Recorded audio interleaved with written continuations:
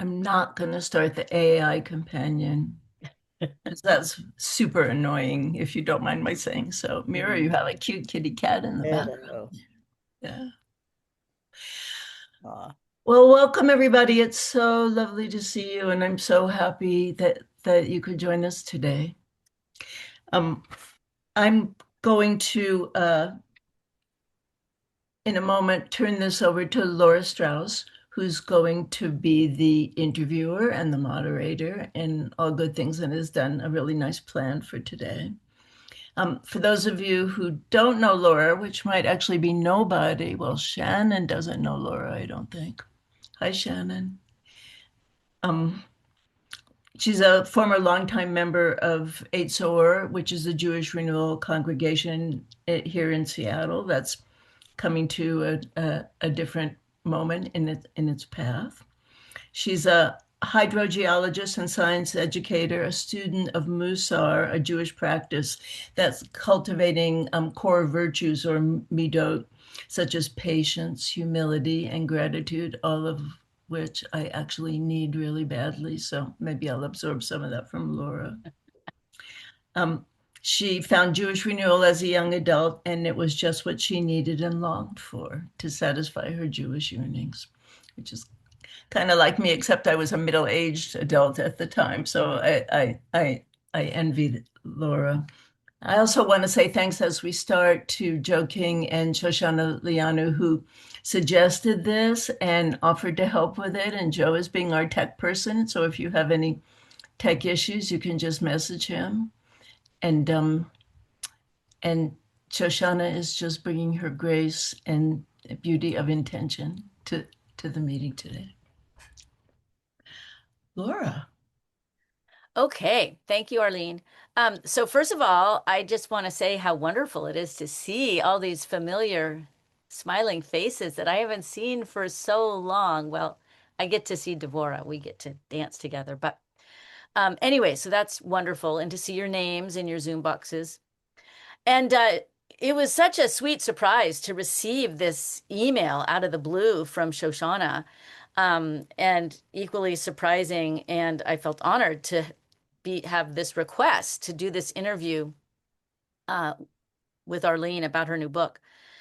So before saying yes, I wanted to read the book um, before committing to such a task. So I ordered it right away and I started reading it, and it didn't take me long in my reading of it to know that I loved the book. And even though I felt kind of intimidated to take on this task, I accepted the invitation. So here I am. And so I'm deeply grateful for this opportunity to connect with Arlene about the story of her writing this book and to connect others, to connect with others in reading it. When Arlene was Sofa or president of Eitzor in Seattle, I was in awe of her. She was so knowledgeable, wise, insightful, and articulate. She was logical, organized, grounded, and yet seemed so spiritually guided. And I'd never really encountered anyone like that before. As many of you know, she dedicated her life to working for justice. She worked professionally as an organizational consultant. She also served as vice chair of the board of Aleph, the Alliance for Jewish Renewal. And she served for a decade as board president of the Shalom Center, working closely with activist prophet Rabbi Arthur Wasco. Now, I haven't connected or had much contact with Arlene since she moved away. I knew she was a very talented speaker and writer. I read her first novel, Clarity, which I thought was great and insightful. But recently I learned she's also a very talented painter. And in fact, the cover of the book she painted, and that's Rabbi David Wolfblank. Anyways, before I ask her some questions, let me just go over a little bit of housekeeping. As Joe wrote to you guys, there's some instructions, directions in the chat about how to ask for questions. I'm going to start, we'll do this interview just me asking questions to Arlene, Arlene answering and doing some readings. And then after that, there'll be time for questions, each of you to ask questions to Arlene. Um, so that's how it'll work. So I'm going to start by asking Arlene the most basic of questions, which probably many of us who have read the book are curious about, which is, how did you come to write this book? Thanks, Laura. And thanks for that introduction. The light is kind of yellow in here, but I'm actually blushing, so I'm sure you can understand why. Um, I love the story of how I came to write this book because it's kind of like form follows function or wheels within wheels. After Trump was elected president, I was pretty depressed. And as I had a characteristic depression, I would say, of people in my age group, who the 60s people, um, because it seemed so remarkably awful how fast it was to undo everything that we had worked so long and hard to put in place. And I really didn't know what to do. And I decided I had years ago, 20 years ago, I had taken a course at the Aleph Kalah from Rabbi Ruth Gon Kagan in Meletz Yosher, which is a form of intercessionary prayer, where the person who does it seeks help for someone else, usually someone who's ill, someone who's having a crisis, but it could be for yourself, from higher forces. And there's sort of protocols to do it. If you've read the book, you've read all about it, because my main character, who appears in all the chapters, Sharon Marks, is a Melitz Yosher. So I got out my file folder from 20 years ago, maybe it was closer to 25, to remind myself how to do it, because I hadn't done it a ton lately.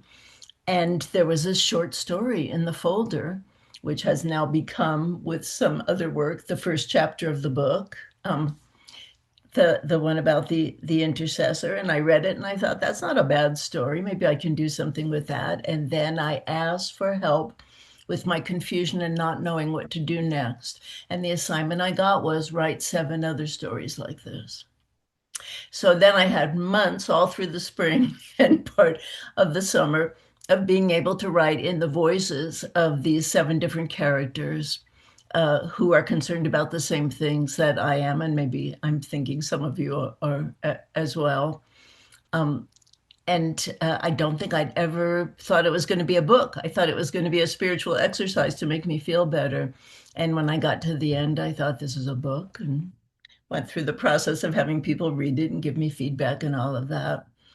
But I hate to sound like a MAGA person, because they're always saying God made them do things. But in this case, I think it might be true. I got a spiritual message to write the book, and here we are. So before I asked you to the next question, I'm going to interject another one, which was, did it make you feel better? Yeah, I mean, I'm still, it's horrible, right? Yeah, So right. there's never going to be a moment in which I think, oh, well, everything's fine now. But it made me feel like there was something I could do, tell Yeah, these stories. And it made me understand that I need to focus on things that are creative and energizing and seem meaningful to me, and reject all the depressing and demoralizing messages that are being beamed to us, 24/7. yeah. So I loved reading the passages about Jewish renewal. I was reminded of how I felt when I found Jewish renewal and what an important role it's played in my life. Arlene, during my first conversation with you, you shared that one of the intentions of writing this book is that it is a love letter to Jewish renewal. Would you talk a little bit about that? Yeah, sure. Well,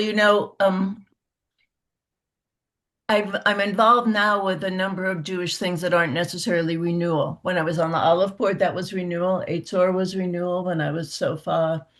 And although the Shalom Center encompassed a number of different ways of being Jewish, Arthur of blessed memory is very renewal-ish. But now I'm involved in things where I've said Jewish renewal to people, Jews, lifelong Jews, and they never heard that phrase before. And that surprised me. I had been in my bubble, right? So I realized changed my life. This is something I found that set me on a path that, many years ago now, 25 years ago, 27 years ago, that I'm still on. And I think more people need to know about it. And I also want to express gratitude and honor to the teachers that led me into it, and also want to model the way that when it's successful, it's able to build powerful spiritual community. And so I'm going to write that love letter. Thank you. So each of the chapters deals with either concepts in Judaism or an ethical or personal challenge. And each is written in the first person of a different person. Um, I'm going to try to touch on most of the chapters, although we may not have time for all of them during our conversation. And I want to start with the first chapter, which is the voice of Sharon Marks. She's the Melitz Yosher, or an intercessor, as you have already described, which was a new concept to me. Would you read a passage from that chapter?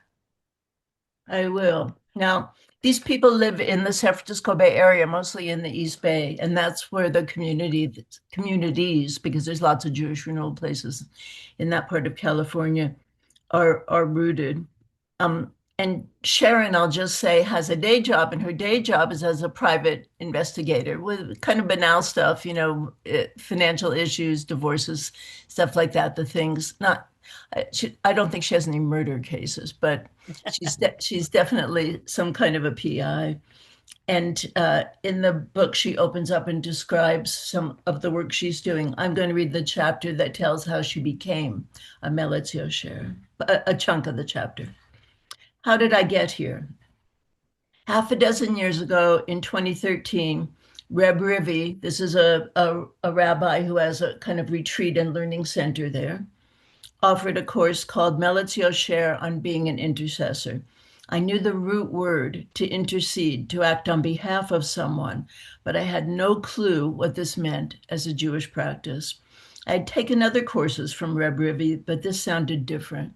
The tagline kept nagging at me: take this course if you want to deepen your spiritual practice. So I did.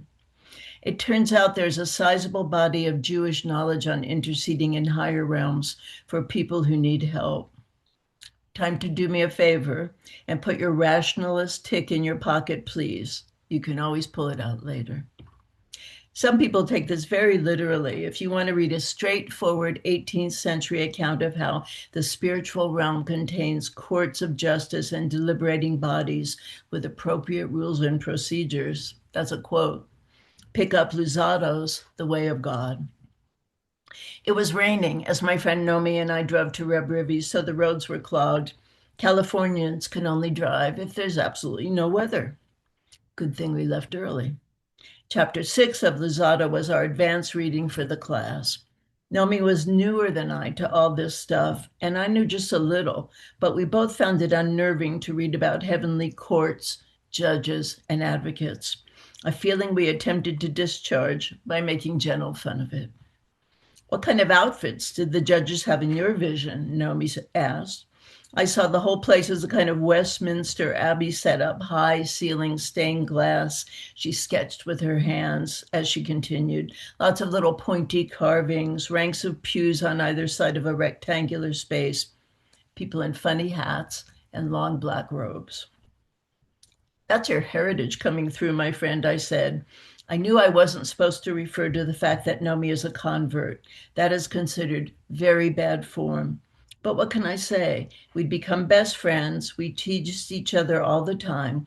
Me about how she still preferred tuna salad with lots of mayo and sweet pickles and thought of Rice Krispies treats as comfort food, and Nomi about my tendency to eat pickled herring for breakfast, and the way I love those little neon-colored half-moon jellies you can buy for Passover. The whole cathedral thing, I told her, that's the other team. And what authentically Jewish imagery did you conjure, Sugar? Educate me. Even though she'd lived in Berkeley for ages, Nomi's South Carolina accent tended to thicken when she was the least bit peeved. was sort of vague, I admitted, kind of like a class picture, three tiers of smiling people in ethnic finery, not much decor. 36 Rivies, said Nomi. Much better.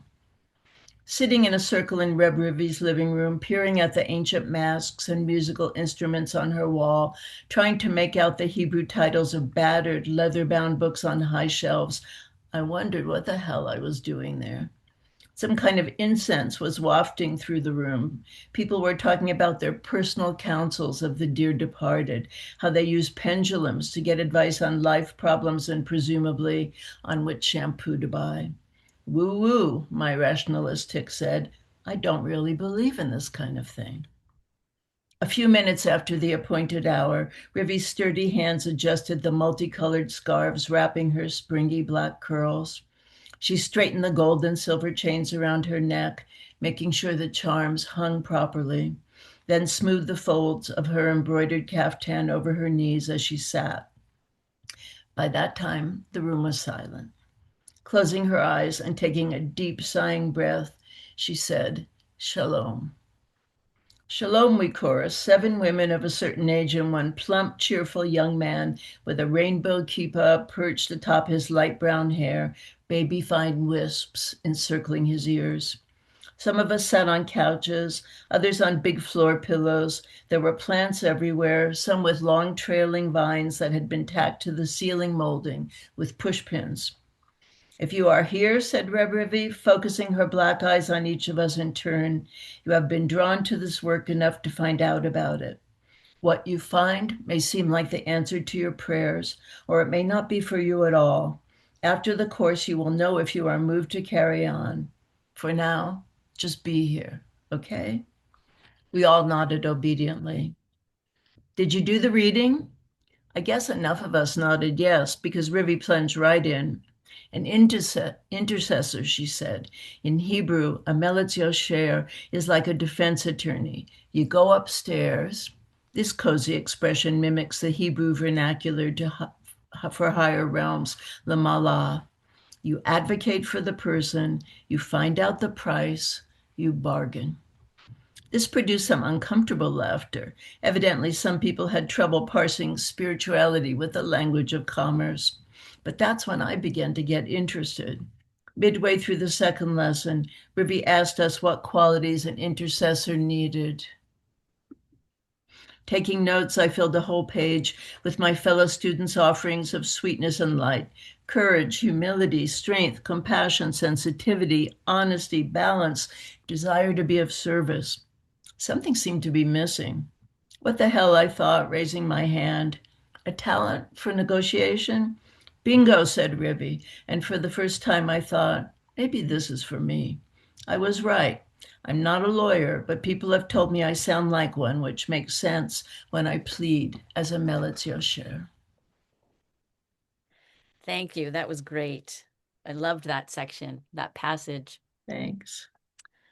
The second chapter is in the voice of Rabbi Jonathan Fox. Oops, hold on. I need to plug in my battery. Oh no. Oh no, oh no. Okay, sorry about that. Okay, Jonathan Fox. And he's narrating it from the world to come. And he watches over Sharon. The chapter is rich with information about Jewish teachings and Jewish renewal and important Jewish teachers from different periods of history.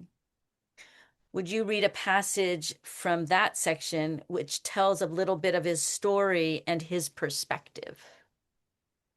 I will. Reb Jonathan, he's like a number of people who came to Jewish renewal early in the 60s and 70s, had started out with a very Orthodox world and sort of the counterculture infused his perspective. And he's telling in this chapter what it's like in the world to come and also some of the places he's been that brought him to where he became a rabbi. Um, so he's talking about part of his journey that led to a lot of travel.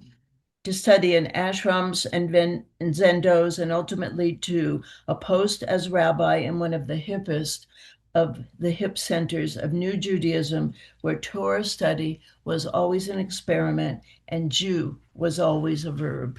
We were Jewishing. Men and women shared the bima, the table on which the Torah was read. Women were ordained, men and women receiving personal smicha, ordination, from those considered senior teachers. Not me. I didn't have the gravitas or chutzpah at that age, but some of the other emissaries who'd become rabbis at Chabad before venturing out gathered quite a few acolytes.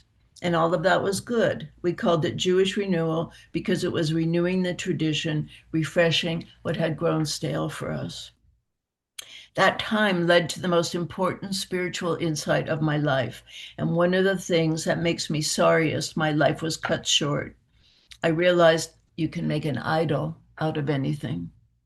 The Jewish prohibition against idolatry is well known. The Torah is full of injunctions against carving figures out of wood or casting them in bronze and worshiping them as deities. There's a most famous midrash, a story that adds incident and dimension to the core sacred texts that makes the point perfectly. Our patriarch, Abraham, when he was still the young boy Avram, was a son of an idol maker. One day his father Terah left him in charge of his shop. Avram took a stick and shattered some of the idols. Then he positioned the stick in the arms of the largest idol. When his father returned, saw the mess, and asked what had happened, Avram explained that someone had come to make an offering, and the idols began to fight over who would consume it. The largest idol won out and smashed the others.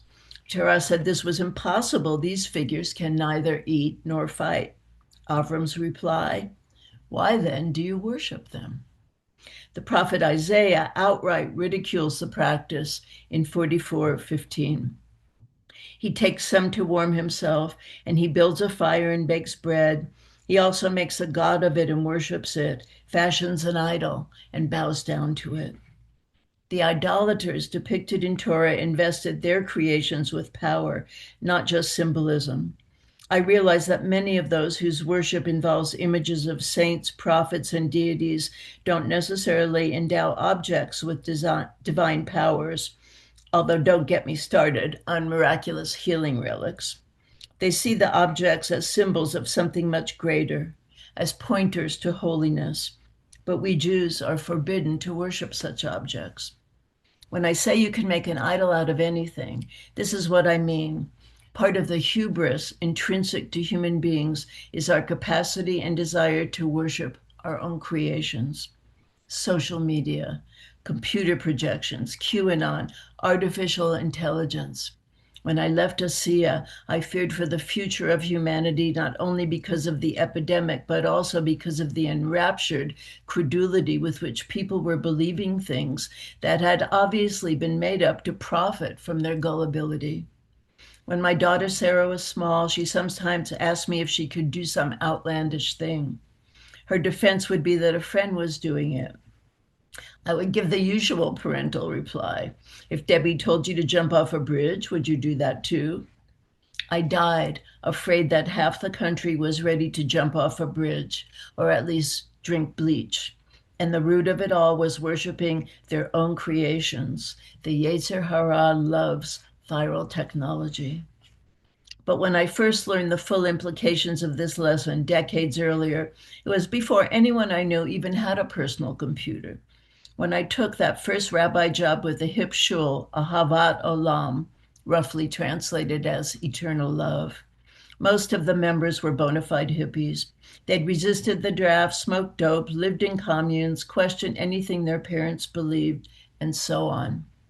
The community was loose, but it had grown to the point where quite a few members felt it would be good to have an actual rabbi rather than rely entirely on lay leaders. The lay leaders were knowledgeable, but there were a lot of them, some more determined or entitled than others. So what would start out as a civil discussion about who would give the Devar Torah, the teaching on that week's Torah portion, that could easily end up as a shouting match, or worse, between contenders for the limelight, however dim it was. When I was hired, one of the conditions was that I shouldn't capitalize the word rabbi in my title. You could take it as an E. E. Cummings gesture, but it carried a lot of symbolic rather than literary weight. I was told that a capital letter would make me seem like I was trying to be better or more important than everyone else, so I decapitalized. I wish that had solved the problem. But the truth was, the personal history this group of Jews shared included resistance to all forms of earthly authority. The most popular bumper sticker I saw in those days read, "Ignore alien orders." I tended to think of myself as mild mannered and cooperative, but in a meeting to plan the next week's services, if I suggested that something should be done a certain way, I was instantly chastised for dictating to the group. Almost every meeting ended with people walking away feeling bad. There were many group sessions and mediations intended to cool things down, but none of them worked for long. How is this idolatry? I'll tell you. The Havad Olam crew worshiped their freedom from authority and convention, the way of being they had created for themselves. They had constructed a culture in which everyone constantly judged whether others were overstepping their bounds, and if they deemed it so, chastisement would surely follow. When I left to start Or Hadash, the Jewish renewal shul I served until I died, someone who had been a friend and ally said this to me: "Some people are slaves to their own freedom." I thought that was apt. So you end that passage with some people are slaves to their own freedom, which is sort of the seems like a pinnacle statement. And I'm wondering if you can talk a little bit about that and why that's so important with respect to Jewish renewal communities. Well, for Jewish renewal communities, but for any collective enterprise, you can't have things exactly the way you want it, right? You're working with other people who are different from you, that you may share some values, but in other ways you may be very different from each other. And if your idea of freedom is to have your way, which sadly is true for more people in my generation, I don't know about the others, than I would like it to be true, um, then it's holding you back. You have an image of yourself that's smaller than who you could be. You have an image of yourself that keeps you from entering into the kind of voluntary and healing relationship with others that we really need now. Thank you. Um, okay, so let's move on to the next chapter, which is in the voice of Nomi. So in the interest of time, I would just like you to tell us a little bit about Nomi and the idea of reincarnated souls.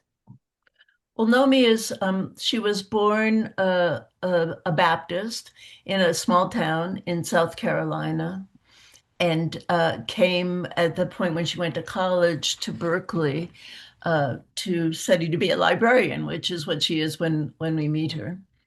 And as a girl, she had very, very disturbing nightmares. And when I tell you the character of the nightmares, you'll instantly understand. In one of them, she was in a train packed in with other bodies, and she had a little doll, and her mother was holding her, and she dropped her doll. In another one, she was in a concrete room with a lot of naked people and soldiers prodding them with bayonets. When in this context of Baptist Christianity in small town South Carolina in the 50s and 60s, for whatever reason, nobody understood that these were images of the Holocaust. And the dreams that troubled her all her life. She had nightmares as a child. When she comes to California, she meets Sharon Marks, the person who's the intercessor. And one night she tells her she had trouble sleeping, and Sharon asks why, and she tells about the dreams. And Sharon says, "Have you ever heard of Ha-Gilgulim, the reincarnated?" There's an idea, and if you Google this, you'll see lots and lots of people writing and thinking about it. There's an idea that in the Holocaust, after the Holocaust, when children were born again, there weren't enough Jewish bodies to go around to contain all those souls. And because of that, there sprang up a group of people who had a great longing to be Jewish, but didn't have any, genetic or other ties to Judaism. There's a famous civil rights hero of the 60s, Julius Lester, wrote a book about this called Love Song. He was one of those people. He became a very observant and knowledgeable Jew.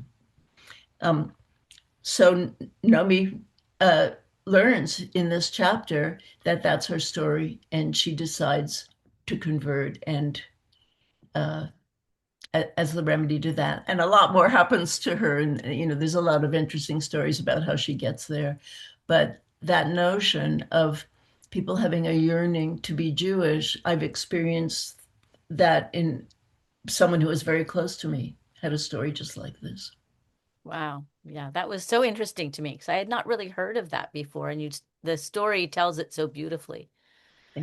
Um, okay, also the chapter on Rivi, um, we don't have time for a reading, but it seems to me that Rivi's story is about Lashon Hara or gossip and the tension between um, gossip and the responsibility towards truth. So could you talk a little bit about Rivi's story?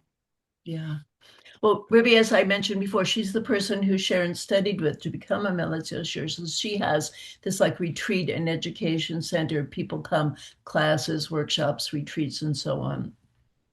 She brings a very charismatic rabbi to her center who has a kind of he's kind of a renewalish Jew, and his paradigm is erotic. That there's an eros to Judaism, and she notices him interacting with young women in particular who come to the workshop.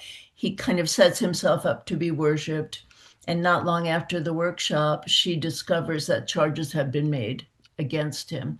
She goes to investigate those charges, and his ire follows her. He tries to discredit her and destroy her own career as a teacher by setting rumors loose out in the world. So the chapters is it unfolds over a couple of years, and it tells uh, what happened to Reb Rivi, how people responded to her, how she responded to being attacked in this way, and how the story ends. And it's a very, very interesting ethical question to me because on the one hand, Isaiah Berlin, who's one of my favorite philosophers, he said life would not be worth living if you couldn't gossip to your friends. And there's some level on which you want to be able to confide in people. But the dividing line between confiding and doing harm is very hard to find sometimes. The an ancient Jewish saying on this is you can't put the feathers back in a pillow. So in this chapter, that's what's explored. What happens to those feathers, who they land on, and how healing is brought to the community at the end. Thank you. Um, okay, so then the chapter that's narrated by Iz. So Iz is bicultural, and this bicultural nature allows him to speak about identity, identity politics, and as I saw it, the challenges that living in these silos of very particular identities creates. So, would you tell us a little bit about the big picture purpose of this chapter, is this chapter, and then read a passage? Sure, thanks, Laura. Well, you guys may have noticed there's a lot of people of color in positions of responsibility and authority in Jewish renewal and allied movements right now. More and more teachers, more and more rabbis, cantors, people who participate in rabbinic training programs, all of it. Because you don't need to be white to be Jewish. And there's kind of a default setting in many people's minds who don't interact and don't have that information that to be Jewish is to be white. So without quibbling over the meaning of white, which obviously, it has it's a descriptor for complexion, but it's also the name of a political category that's bestowed on people depending on their immigration status and how long they've been in the country and a lot of other things. Um, so I wanted to be sure to include somebody in the book who bridged those worlds and whose identity was complex, as I believe all identity is, should be much more complex than these five gross categories that we tend to slot people into and believe we know something about them when we say white, black, Asian, Native American, etc. So I'll read you a little bit of, at this point, Iz's father is an Ashkenazi Jew, and his mother is an Okinawan whose family was grew up in Hawaii, on Oahu. My husband is Okinawan, and his family grew up in Oahu, so I had a lot of stories to draw on.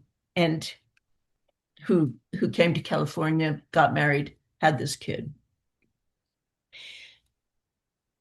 So Iz says, high school is when I started my musical mission. I don't play, but I love to listen. I got the idea of digging into Asian musicians working in the zones other kids love, like Linkin Park. Did you know two Asians basically started it? Or the Slants, an all Asian group that had to go to the Supreme Court to defend their name. Then I thought, why not work both sides? I like the game of discovering Jews who, unlike many Asians, you couldn't necessarily spot right away. Joey Ramone, did you know he was Jewish? Of course, I got to Dylan and Lou Reed that way. The whole thing was kind of retro, mostly rock and songwriter music that was almost as old as me, if not older. Then someone gave me Don Byron's Mickey Katz album, which was hilarious. And that led to Andy Stottman's bluegrass klezmer jazz. By the time college rolled around, I was listening to more jazz, John Jang, Francis Wong, than anything else. I love Joshua Redman, go see him every chance I get. Looking back, though, I think my music thing launched my sense of identity, which was to open my arms wide and embrace it all. Now, when people ask what kind of music I'm into, I skip the identities and genres and just say music. So many people at Berkeley High held confusing ideas about identity. Like I said, our great grandparents wouldn't have seen themselves as part of one big happy ethnic family. What made people team up were two things. First, because everyone who wasn't Asian themselves, and some who were, had trouble telling most of us apart and would never in a million years remember, let alone respect, what they saw as inconsequential details like whether you're Thai or Lao. So actually being seen as yourself was a losing battle. That led to the second thing, self-defense, wanting to have a big enough block on our team to earn a place among the five gross categories this country likes to sort people into: white, black, Latino, Asian, indigenous.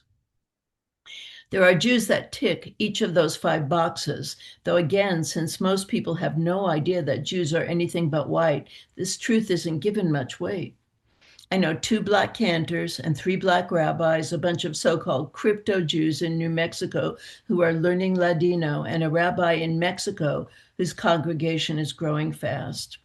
A few artists who are Hapa too, that's Hawaiian for half, with one Jewish parent and the other indigenous, Diné or Hopi or Lakota. All Jews are up against the same general ignorance, the default attitude that Judaism is a religion like Christianity and can be viewed through the same lens. Jewish studies, that's one of his double majors, helped me understand how that idea caught on in the 20th century to counter the Nazis' assertion that Jews are a race. Fair enough. But everything our texts and prophets and scholars tell us points to one thing, that in all our difference, regardless of the many places we come from and now live, Jews are a people. Instead of dogma, we have a centuries-long debate about how to understand existence and live. Instead of the Christian God who fathers children, our idea of the divine does not have a body except as a metaphor. No beginning, no end. That's my favorite chant these days. B'li Reshit, B'li Tachlit in Hebrew.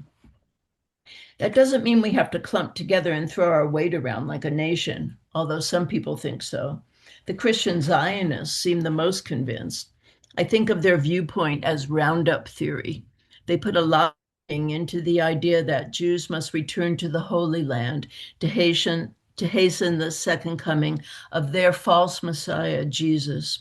They usually neglect to mention that it's an efficiency move, making it easy to eliminate all of us while the righteous Christians are raptured up. If you're getting the impression that I'm a little tired of the simplistic ways identity is used, especially Jewish identity, you're right. Thank you. Um, Also in this chapter, you write that is drawn towards Judaism in part because it's written he loves that disputation is a form of worship. So can you talk a little bit about how that's meaningful to you and how you relate to that? Yeah. Well, I can't imagine being part of any spiritual community in which disputation is not a form of worship. In other words, many of our holy texts, the Talmud, every page of it is an argument, right? And when we do Torah study, we don't, it's not dogma. We're not trying to inculcate one interpretation. Rather, we're saying, let's talk about what this could mean to all of us. And that to me is the essence of it. My husband is not Jewish, but he participates in a lot of Jewish stuff with me. And he was sent by his parents to Catholic schools because they wanted to pick a place where somebody else would, punish him on the regular. And once he had the experience of being with Jews, arguing about what things mean and what they say about how we should live now, he was like, okay, this is my thing. That's great. That's great. Okay, so the last character, not the last chapter because there's the epilogue, but the last character is Anya. And Anya tells the story of the congregation's rabbinic search committee. And the first struggle they have is with financial compensation. The first struggle they have agreeing amongst themselves is with financial compensation. So I'd like you to paraphrase that struggle and what it reveals about the individuals on the committee, and perhaps typical archetypes in the congregation. And then I'm going to ask you not to read a passage, but first, could you just sort of paraphrase that financial Yeah. component of their challenge? I was wondering today if that is as ubiquitous now as it was, say, 20 or 25 years ago, when most of the people who started or who were members of renewal congregations were 60s people like me. They had come of age during that period of ferment and those values. Because when I was in a leadership role in Congregation Eitzor in Seattle, um, the I heard a lot of people say, and not just there, at many Jewish renewal settings that I've been in since, I've heard a lot of people say money and spirituality don't mix. I don't want to have to pay dues. Why does money, become an issue in creating an organization like this?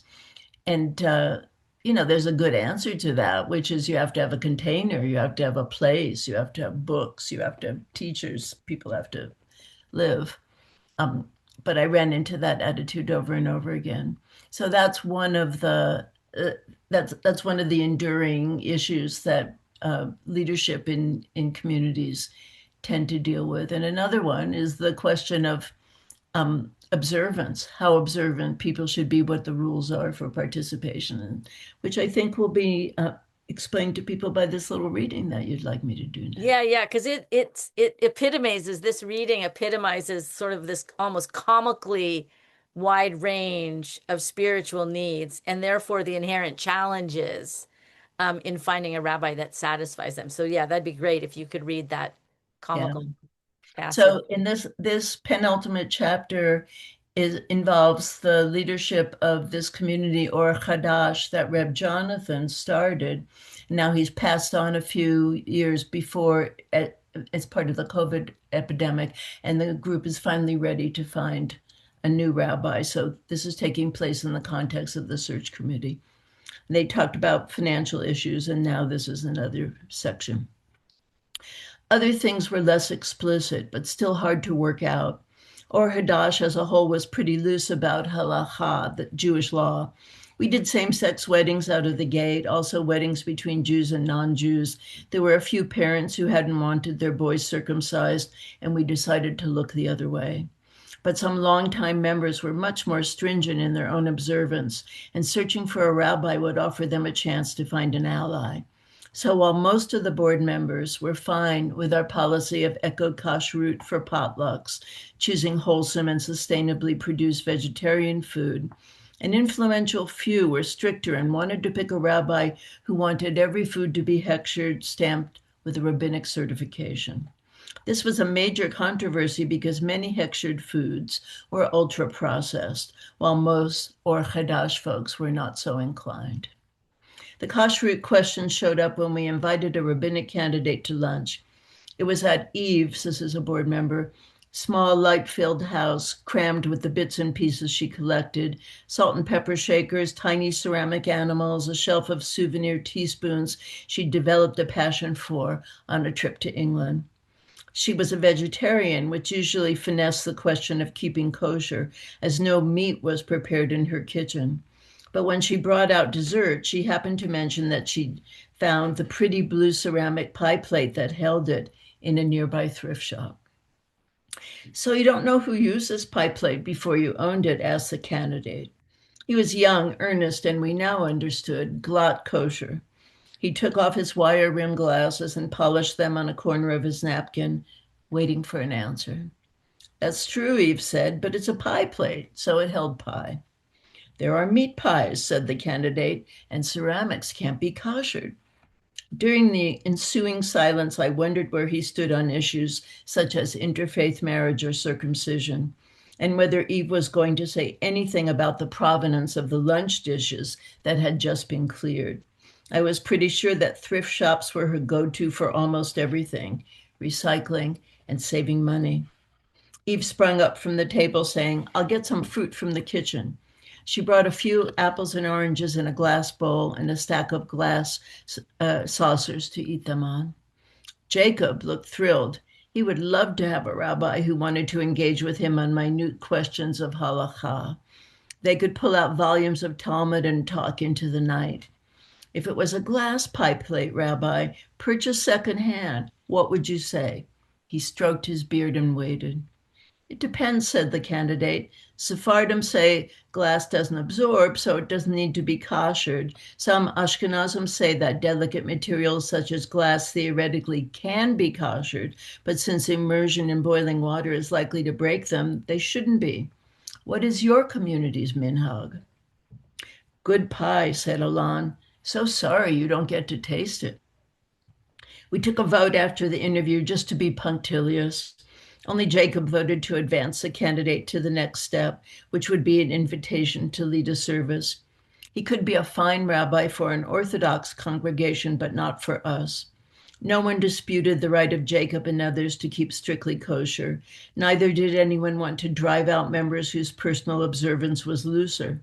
I always thought our motto on such questions was live and let live. Now I exhaled with relief and silently thanked God that I wasn't the only one who wanted to avoid a hair-splitting contest that would likely rupture the congregation. Yeah, that scene with the good pie, that was funny. Um, what do you want to just share a little bit about what you're showing us with this passage?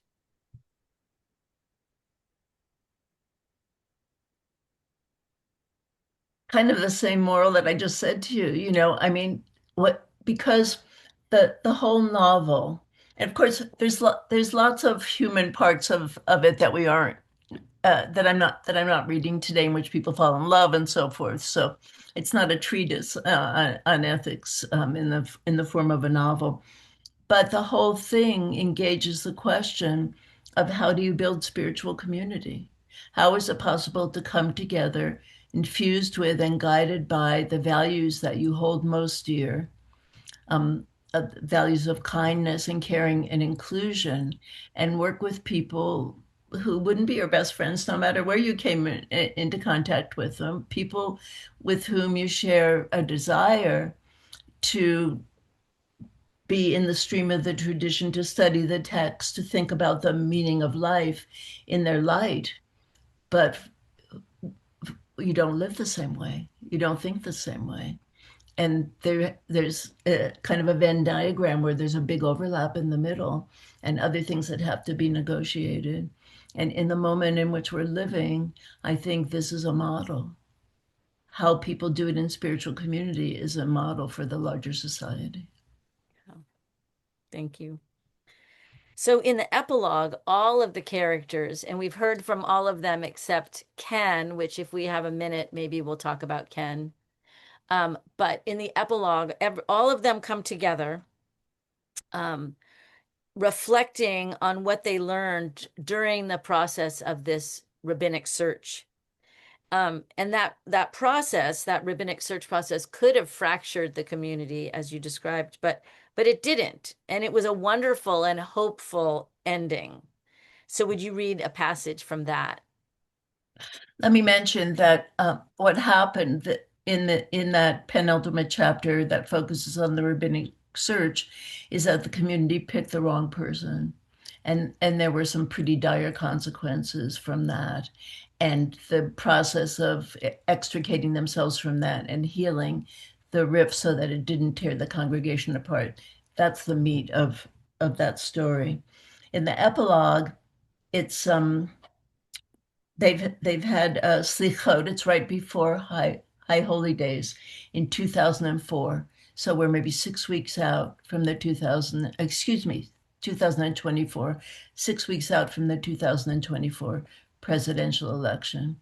These people have had slichot, which is narrated by Reb Jonathan from the next world because he's able to see everyone, know what everyone is thinking, comment on what's happening. And then on that's Saturday night. And then on Sunday, they get together, the core group of people, all the characters in the book, to have a dinner and to share blessings for the coming year. So everyone has gone around the table and said what their blessings are and what their gratitude is as well. And we come to the place where is going to speak and is a critical moment because after the disaster of picking the wrong rabbi and finding out the way to move on beyond that, Iz starts rabbinic school and is able to do a long internship, and he becomes the acting rabbi of Or Hadash and these high holy days in 2024. That's the first time that he actually steps into the role. So he's the last one to offer his blessing. But the truth is, he says, we don't know if Trump will be reelected. Some polls say yes, and we don't know what he'll do if he is. Just last week, he said Jews will have a lot to do with it if he loses. We've already seen how he takes a loss, how he takes a win could be worse. I hope and trust Harris will win, but I think we need to be prepared for either outcome. I mean, spiritually prepared, prepared to provide aid and comfort to people who are suffering, prepared by understanding the paths our ancestors carved out of history, prepared by finding the sources of our resilience. I am saying all this because a community has been built here. Earlier, Rachel said that people come to Or Hadash for all kinds of reasons, but I think there's a big reason that covers them all. You know that line from Hashkivenu, Ufros Aleinu Sukkot Shlomecha, spread over us the sukkah of your peace. I'm just starting and I've got a lot to learn. But here in this room tonight, just before the High Holy Days, just before the election, just among us, I want to ask if you are seeing what I am seeing, and if you agree that without panicking, it's time to rededicate ourselves to the bedrock project, the heart of what Or Hadash is about, creating community, community that can withstand whatever's coming. There was silence for a minute. Reb Jonathan narrating says, I admit it, I'm failing again. I may not be able to see into the future, but I can definitely learn from the past, and is right. Conscious community, facing into every possibility, preparing as best people can. These are what's needed now. These are our deepest reasons for belonging. I'm so proud of him and so happy to see him stepping up to leadership, the kind where everyone supports each other. Thank you. That almost feels like the crux of the book in some ways. And maybe it's obvious, but um, do you have hopes from this scene? And if so, would you share them with us? I mean, I believe what is said. I think it's not always easy to for it to manifest in practice. You know, circumstances change, things happen. There is no renewal show in here in Santa Fe where I live, and so I dabble with friends. I go online. We had a hover off for a while. Maybe another one will be coming up. You make do with what's possible for you. But in places where people have the human and other resources to establish an organized community to protect each other, um, that's my hope. I don't place much hope in formal sources of authority right now, and I wish I had more hope um, grounded in the people who we've elected to protect us. But sadly, I don't actually see them rising to the challenge. Yeah. Um, yeah, what an important message that we all are happy to hear in this time, because I think what you're saying is so true. Um, yeah, I loved the book, and it's been so satisfying to study it and the pithy messages. Um, so we have time, we have plenty of time for questions. So just if you'd humor me, just so we go through every character, can you just spend a minute talking about Ken? Because I think we have plenty of time. Yeah, yeah. Well, Ken is a writer who's kind of demoralized about the nature of public dialogue right now. He talks a lot about cancel culture. He sees a lot of false information flying on the internet. He wonders if there's room anymore for what a thoughtful and conscious person like himself might bring to the party, and he's kind of a skeptic about spiritual practice. So he'll go to shul if somebody's, having a bar mitzvah or getting married or something like that. But he doesn't really participate in any of it himself. But he has consulted Sharon as a Melitz Yosher to help him with a family problem in the first place, and the second time he comes with this writer's block that he's experiencing at this point. And the crux of this chapter has two elements to it. One is that Sharon gives him an assignment that turns on the Jubilee, Yobel year, and the Shemitah year, sabbatical year, these years that are decades apart in Torah, in which we're supposed to allow the land to rest and to remit debts and to allow people to come back to their own holdings and so forth. And it blows his mind. He suddenly understands that thousands of years ago, people believed that there was a practical possibility of taking action, that even the playing field again after a period of years had gone by in which some people had a lot and other people had very little.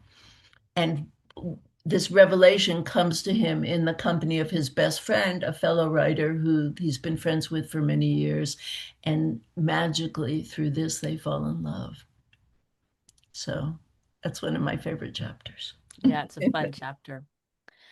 Okay, so thank you for all those readings, and now we have time for questions. So you can either put your question in the chat and I'll read it, or you can use the react button to um, raise your hand.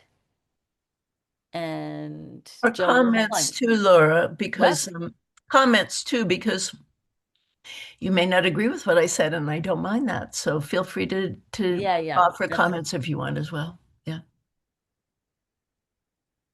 So I will look at the chat. Oh, wait, wait. Did I just see someone raise their hand? Araya. Araya. Okay. Araya, go. So let's see. Sweetie, you Joe. need to unmute. Yeah. Yeah. First of all, hi everyone. It's great to see you all.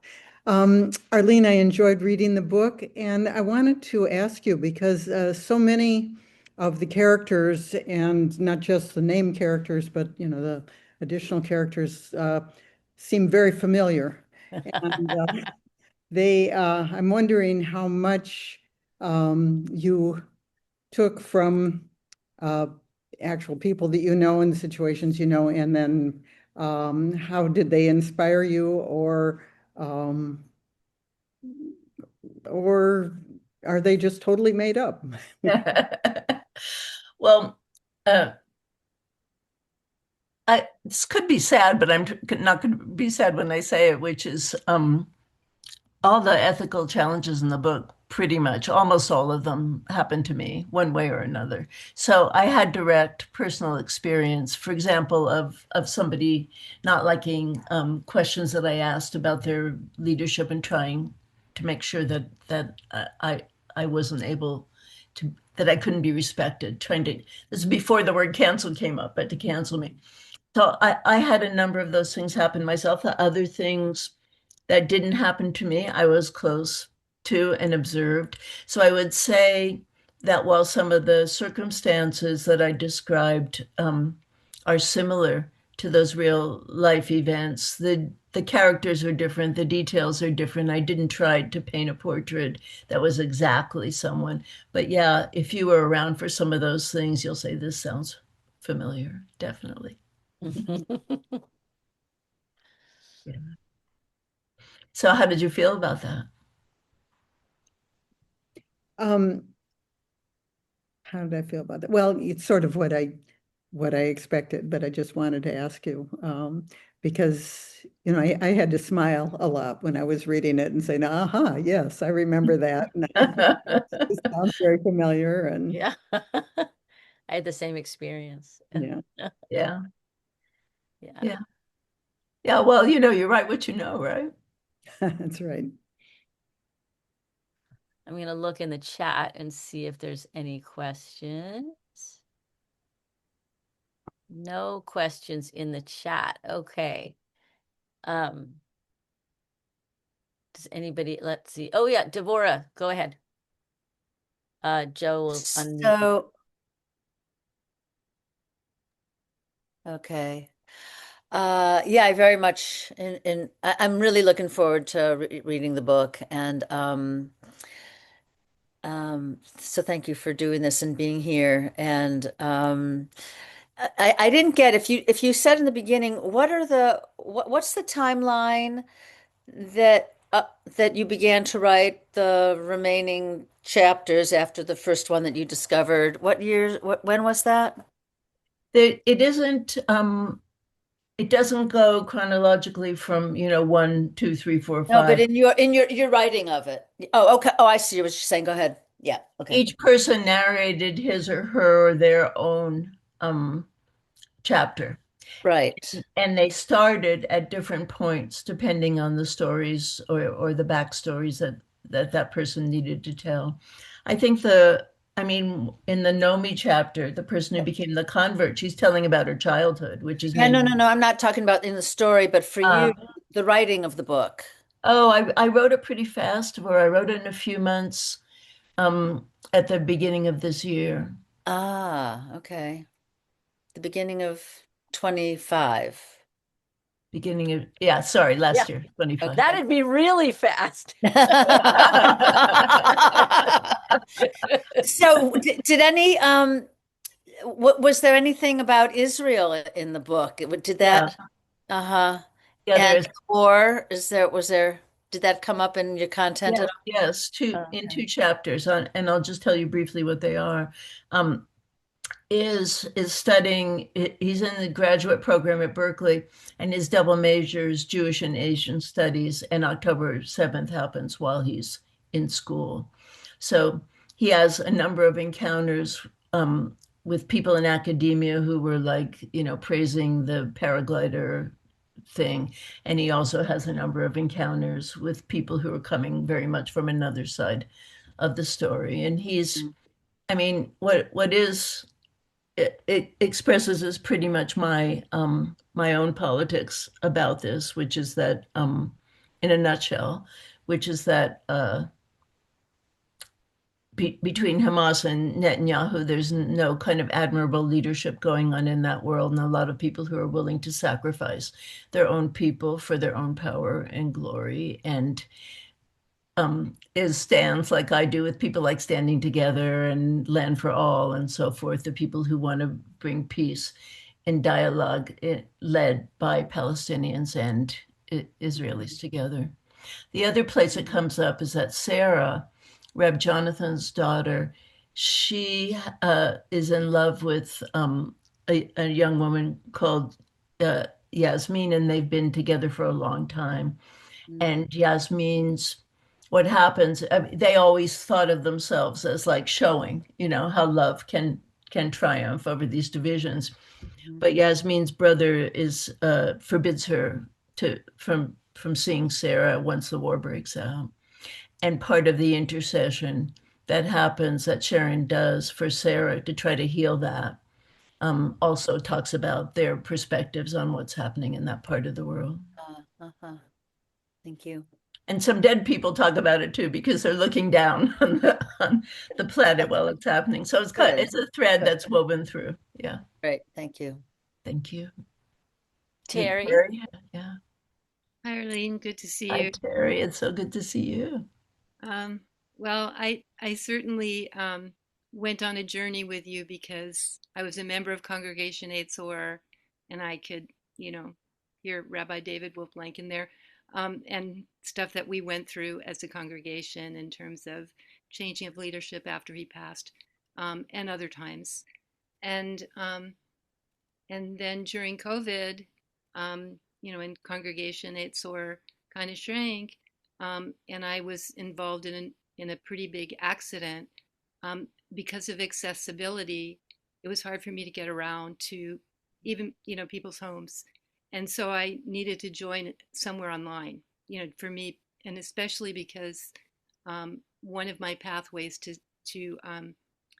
just to be present is Shabbat, and many congregations were not either yet up on Zoom or doing regular Shabbaton, and so I ended up at the Aquarian Minyan.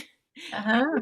Of course, is Rabbi David Wolf-Blank's former job, and met some of the characters you might be talking about, whatever, and I had this kind of love-hate relationship with them, and and I decided to take a break for a little while and look around and see if I could find some local things. And then I went back because again, there weren't regular Shabbaton and so on and so forth, and they were doing something new. And people, they had a Bal Bracha, there who was really trying to smooth things out, and I just felt like my heart opened to see, a second chance.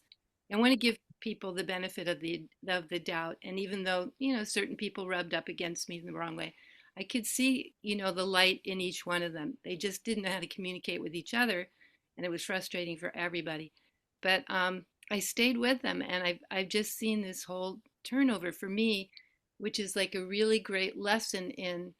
I want people to give me the benefit of the doubt. Like if I'm in pain from my health issues and I complain about stuff or whatever, I don't want to just be seen as that.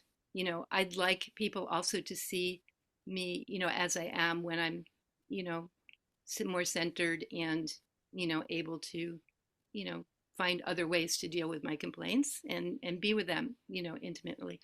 So I think that, as far as ethics and as far as, the whole book goes, it's very creative. and fun to laugh at ourselves, and also serious because, you know, there seems to be a pattern of things that are going on, and Jewish renewal is such a light in so many ways, but are are we looking at ourselves also, you know, as how can we become a mentor? How can we listen to each other more and work things out in collaboration? And I just want to share one thing that's happened in our congregation. I joined the online Tikkun Olam committee at the Aquarium Minion. Everyone's welcome. Come check it out, whatever. But we've been having a series of Tikkun HaNefesh meetings, which are basically healing the soul meetings, in which we have a few parameters and based on Jewish text, and then people are learning tools to be able to communicate in difficult situations, and you know, people get time just to talk, and other people just have to listen, and then little by little tools are introduced, so forth. Some people are way far advanced. You know, they want to be involved in, you know, like the peace activist kind of stuff or other types of activism. And there's also healing the earth, planet stuff, and so on. But in this particular group, I feel like I've learned and grown so much. And I'm eager to continue it. And I'm feeling more and more comfortable in situations where people have totally different beliefs than me. And I don't know who they are or where they're coming from. And I can just like not have an agenda and just sit back and listen and ask myself, you know, what's important to them? You know, because sometimes they're coming off really strongly, passionately, you know, and it might be totally a different view than me. But I'm trying to also see if there's something in common that we might, you know, be able to connect with, as well as just giving them empathy on whatever is their issue, you know, because I have mine, you know, and hoping for equal time, you know, at some point. So yeah, it's been great, and thank you for sharing this. It helps me look over my past and see where I've come from and where I want to go to, and on a lot of issues. And it's so wonderful seeing my fellow congregation members. And there's this sadness in me because Congregation Eight Or is going through this. I don't know if it's the ultimate transition. I want to hear what's happening with that, but I feel like my soul is still there. I feel like we are still a soul, and Rabbi David Wilblank, blessed memory, had something to do with that. And I feel there's that soul in the Aquarian Minion, and I'm, you know, like I feel like I'm a part of that too. And I think there's really something to Jewish renewal. So I'm glad you're writing this book because maybe more people will be curious and take it with all the different things that they might be rough around the edges about, you know, and be able to make some space to have some curiosity to look into it. And Yeah. welcome anyone to, you know, come to any of the things that we're doing online at aquariumminion.org. Yeah, they really have a huge online program. I knew you should. Well, that sounds great, Terry. I'm so glad you found that. I'm sorry to hear about your accident. Yeah, Yeah. yeah. Gail, you have your hand raised. Gail? There we go. Can you hear me? Yeah. Okay. Hey, Arlene, thanks for sending me the link. Yeah. Appreciate it. Good to see you. I'm going to tell my story of my email to you because I thought it was so telling, and also about your book, and you can be happy about it. So I haven't read Arlene's full book. The first chapter is on Amazon. You can see it. And so I read the first chapter. And I was so taken with the character.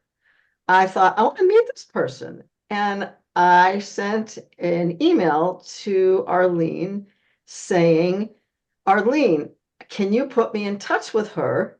And if not, here's my email and here's my cell phone number. And would you please have her be in touch with me? At which point Arlene so sweetly wrote back and said, well, honey, she is not a real person. I love that you thought she was. That was so great. So you did a good job, is what I'm saying. And so I followed that up with another question to you that is still a question.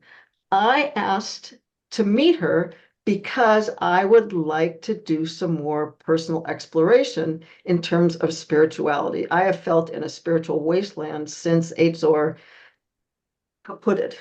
And do you know any people like that? And you can tell me offline if you want, but I'm interested.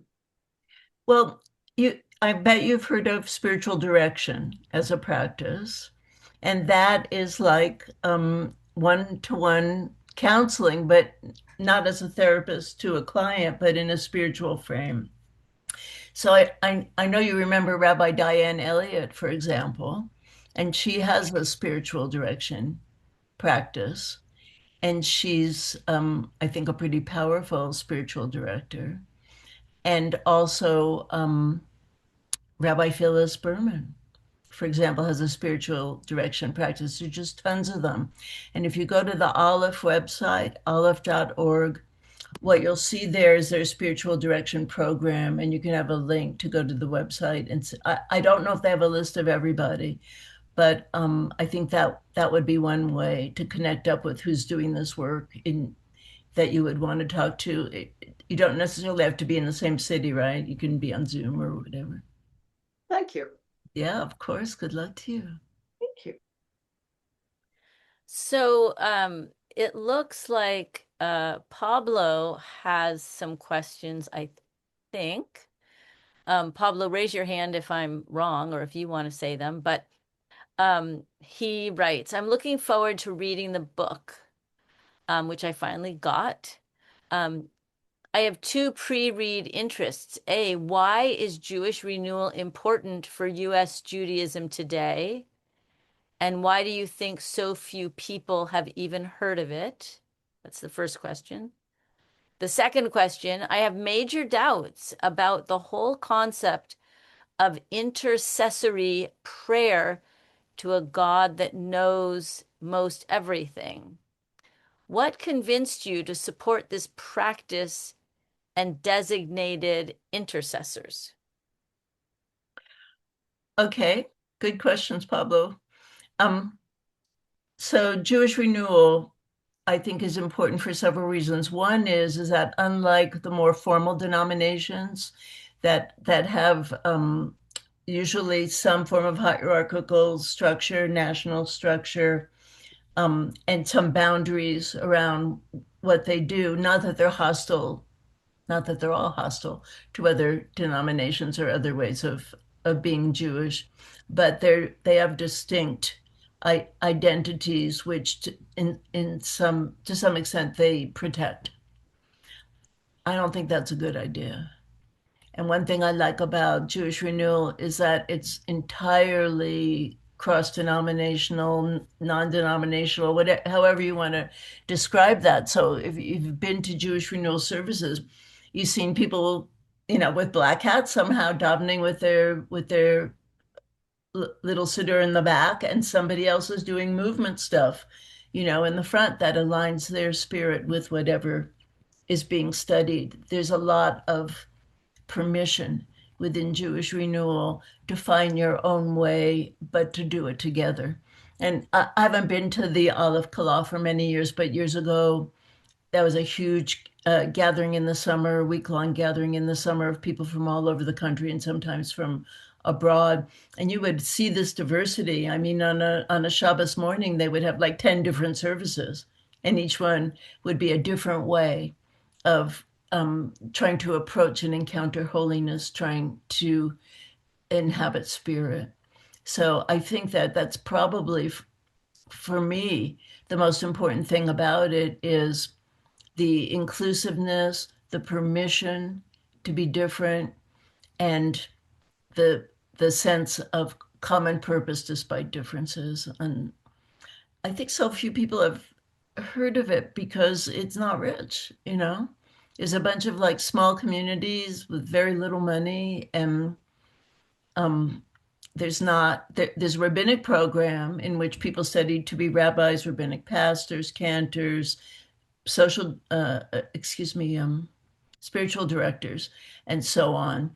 But it isn't like, therefore, you can only go and be the rabbi at official Jewish renewal shul. There's lots of people who got their smicha from the Aleph rabbinic program, and they're rabbis or cantors at a conservative shul or whatever.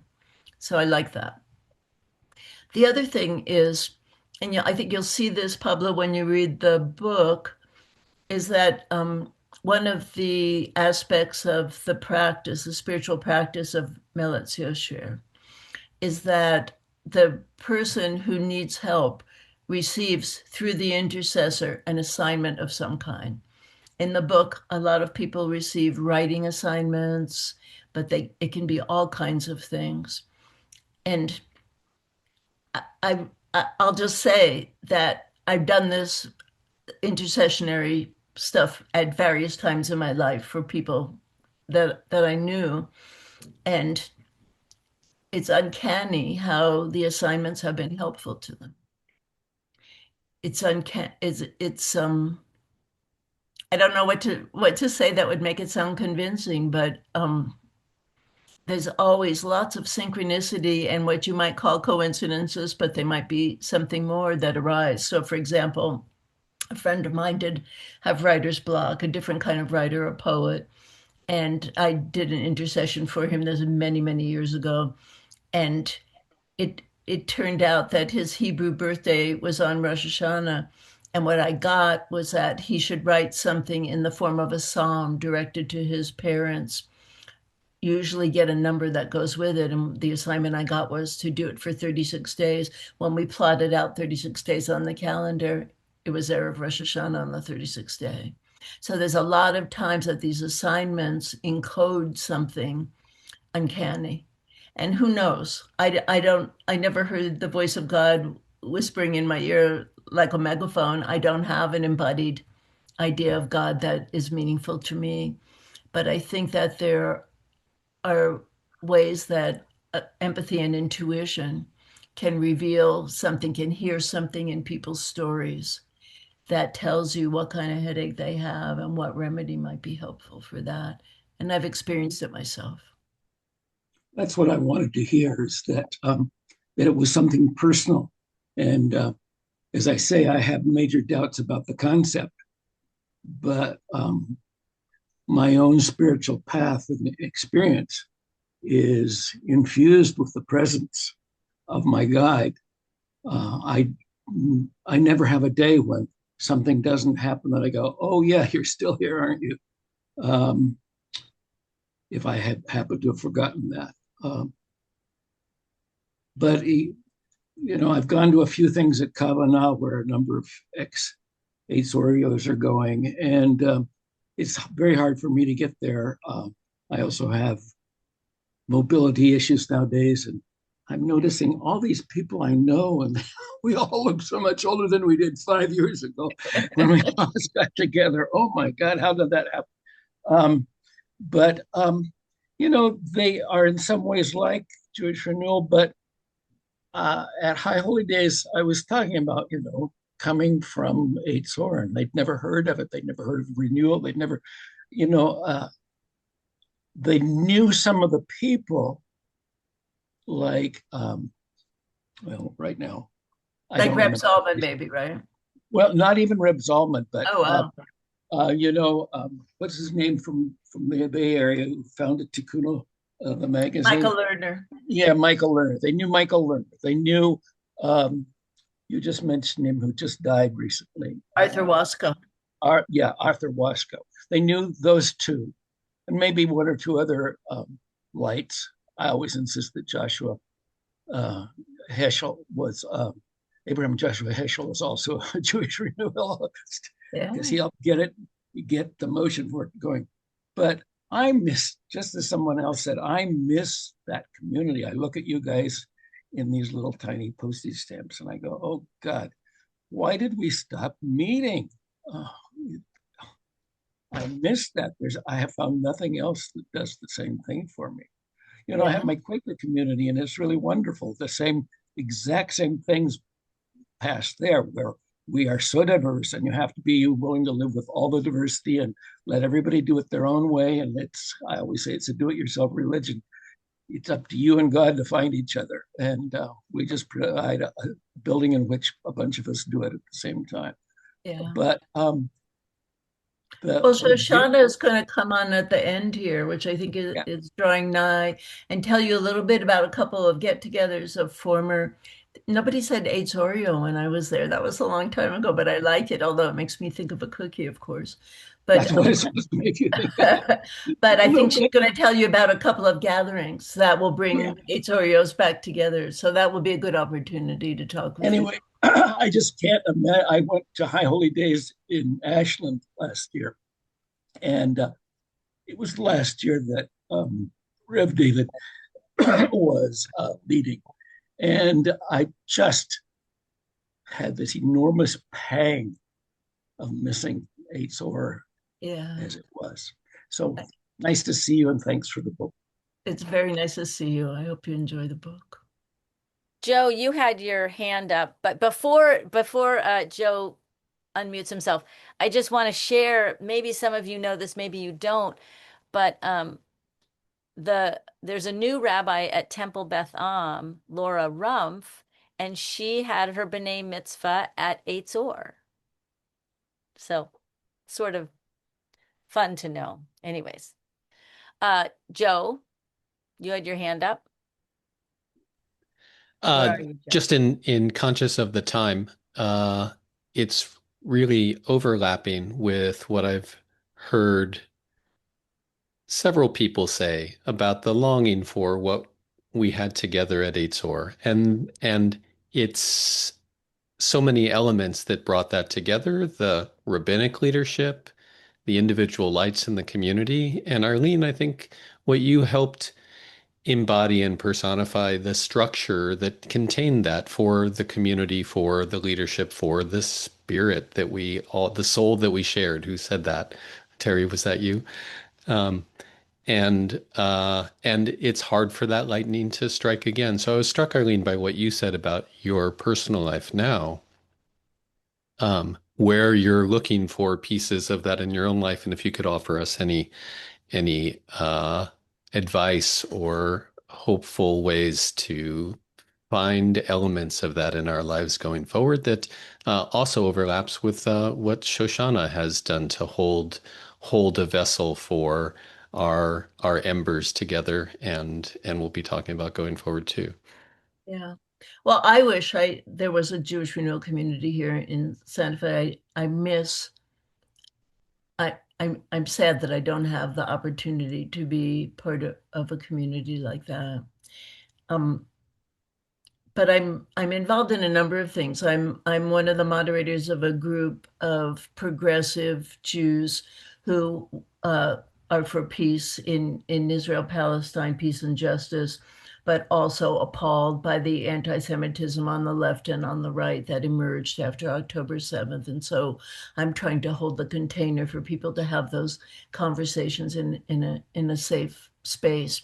And so for me, it's ending up being not so much davening, as other kinds of communication and connection. I mean, my husband and I, we study the Parsha every Saturday morning and talk about it. And, we have people over for the holidays. We have Seders. We do all the home observances that you could do. So I guess I had to write a book about building spiritual community larger than can be contained in my living room because I just exceeded the capacity. I'm sorry, I don't have a better suggestion, Joe.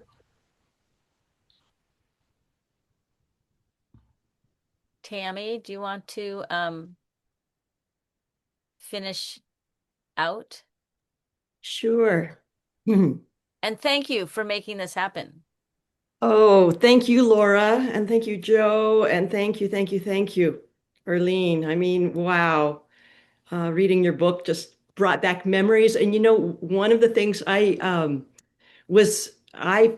listened, not live, but to the book launch, which Arlene was interviewed by Diane Elliott, who many of us know and love. And I loved that interview, and I got the book and I loved the book. But today, Arlene, as you were reading some passages, the humor came through in a new way. So thank you for that. You're so welcome. I'm basically beyond saying thank you. Coming on, I just want to make sure everybody here knows about we're going to be doing 2 gatherings of farewell, which is very sad to me, and it sounds like it's sad to some others here in this space. The first is going to be, I hope I have the dates right, but I think all of you have the newsletter, Sunday, January 25th on Zoom. And then there will be one in person here at our house on February 22nd. It's also a Sunday. And the one on Zoom, actually, Araya will also be co-holding space with Rebecca Crichton for that gathering. And then I, together with Miriam Blau, will be holding space. And it's for people to share memories, share hopes. I don't know. It hasn't, there will be some song. They haven't been planned. Many of you I have seen over the years. You've come to various things, or tashlich, other gatherings. But yeah, I feel like I could sort of ramble on, and I don't want to start rambling on, but my hope when after our last really big formal chagim with Arik and the Bima team, which was in 2022, and there was a meeting some of you were at. This is more than I was planning to say, but since almost everybody here is from EITSO, or maybe everybody, so Rebecca, there was a meeting and it's like, hey, we're in the red, we're done.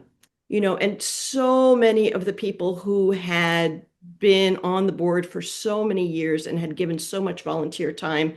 And it's so much work running a spiritual community. Anyway, I offered to pick up the mailing list and do whatever I was going to do for 2 years. It's now been over 3. And my hope has always been a new rabbi would come to town and be some charismatic person who could kind of reignite Jewish renewal here in Seattle under the auspices of Congregation EITSO, and it hasn't happened. So here we are. And so I hope all of you will come. In the next mailing, I'll be asking for photographs and hoping to find somebody who will put together slideshows.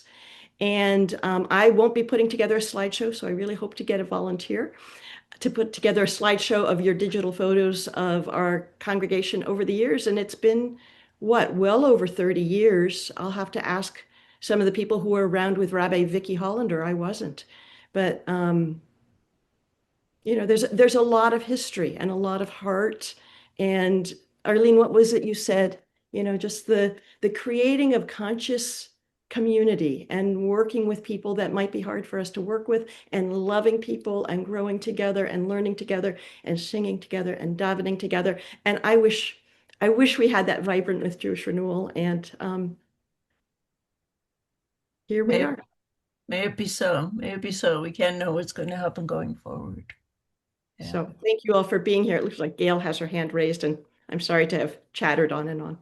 No. And Laura, after Gail, if I could just say something for a minute or two, I would appreciate that. Gail, do you want to go ahead? Yeah, no worries, Tammy. Shoshana, I wanted to know what's happening to the Torah.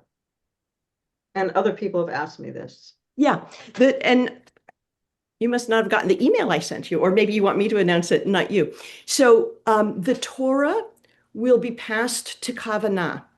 And it feels very beshert. I learned early September that they were getting ready to either buy or have scribed a new Torah. They need a second Torah. It is a trans-denominational community here in Seattle. It's vibrant, it's growing, it's partner run in some very creative ways. It has not been my spiritual home, but I love that the Torah will be in a place that's trans-denominational, that I think more Eitzorios have gone there to Kavanah than any other place. I don't think, I know, than any other place. And our Torah, I don't know if you know this, Gail, but it's only been used a few times each year. And it's time for it to be loved by a new community. So at the farewell gathering at our home in February, it will not only be a goodbye to one another, but also a farewell to the Torah, knowing that it will still be here and used in the Seattle area. So people, and also Rabbi Rachel and I are in dialogue. And probably there will be an agreement that, if there's b'nai mitzvah, say a kid of yours, grandkid of yours is having a b mitzvah. Anyway, there will be some like loan back privileges. I mean, she's a wonderful, wonderful person. Our conversations have been wonderful. And does that answer your question? Does. And I also have spent time with Kavanagh, and I think it's a lovely choice. I hope that they know its history because it's such a special history. Yes, and one of the things I'm in the process of doing actually is writing emails to people who know more details. So there's an email waiting to go out to Catherine Kahn. Another one, Eliora and I have set up or setting up a phone conversation. I have the email for Yael. I mean, I'm trying to sort of, and if you know of people who know pieces of the history, I'm also going to be contacting once again Rabbi Benzakein, who's the sofer down from Sephardic Beaker Holem, who did the tikkun in, was that 2011, something like that. So as much as I'm able to gather, yes, it will be passed on. And what I know is limited beyond, the generic of it being a Holocaust Torah. So we don't have much time, but Terry, did you have something you want to say briefly? I just wanted to answer Shoshana's question. Elaine Wolf-Blank is part of the Aquarium Minyan congregation and her son Ori. And so there might be some history there. Thank you. Yes. Yeah, Elaine's Uri, as you know, was very young, like 3 when we got the Torah 4. But yeah, I actually saw both Elaine and Uri this past summer, which was a delight. And I will also be contacting them. But thank you for that, Sarah Joy. Laura, I just wanted to give a tiny plug for myself here. You guys, I would really like more people to read the book. And I can't get it reviewed in mainstream publications. I ended up self-publishing because at the time when I was ready to publish, it's very difficult to publish Jewish books in the United States right now. And so if anybody feels like reviewing it, I can give you some suggestions of places to query. If you have social media and you don't mind plugging it for people, that would be fantastic from my perspective. I know the book's not going to be a bestseller, but I wrote it because I want this conversation to be going on everywhere, and I would like to get it out a little farther. So if anything you could do to help, I'd be very, very grateful. And of course, contact me at any time if there's information needed about that. Thanks, Laura. Thank you. So I guess if we're already an hour and 41 minutes in, so I think we should say goodbye. And thank you, everyone, especially Arlene, for all your wonderful readings and responses. Thank you to everyone for your questions. Nice to see you. And yeah, I see the heart. And thank you so much, Laura, for doing such a great job moderating. And for Shoshana and Joe for doing so much to help this happen. Yeah, thank you all so much. And thank you everybody for coming. And is it okay if everybody unmutes to say goodbye before we sign off? Yeah. Wow, a group unmuting. Thank you everybody and also for making community right now online. Much appreciated. Thank you, Arlene. So nice to see you. Yes, it was great to see you. I see you half an inch tall, Jim, and quarter an inch wide, but I still see it's you. So. Come visit. Come to Seattle. We have a guest room. And vice versa. Let us know when you're passing through Santa Fe. Okay. I'm waiting for my copy of the book to be delivered. I ordered it. This is Meg. It's good to see you all. Yes. Mazel tov, Arlene. Thank you. Thank you, sweetie. Thank you. Arlene, Laura, A Joe. breath of fresh air, fresh soul. Thanks. Well, I'm going to turn off the recording, which is official. Shall I do that? Yes. Okay.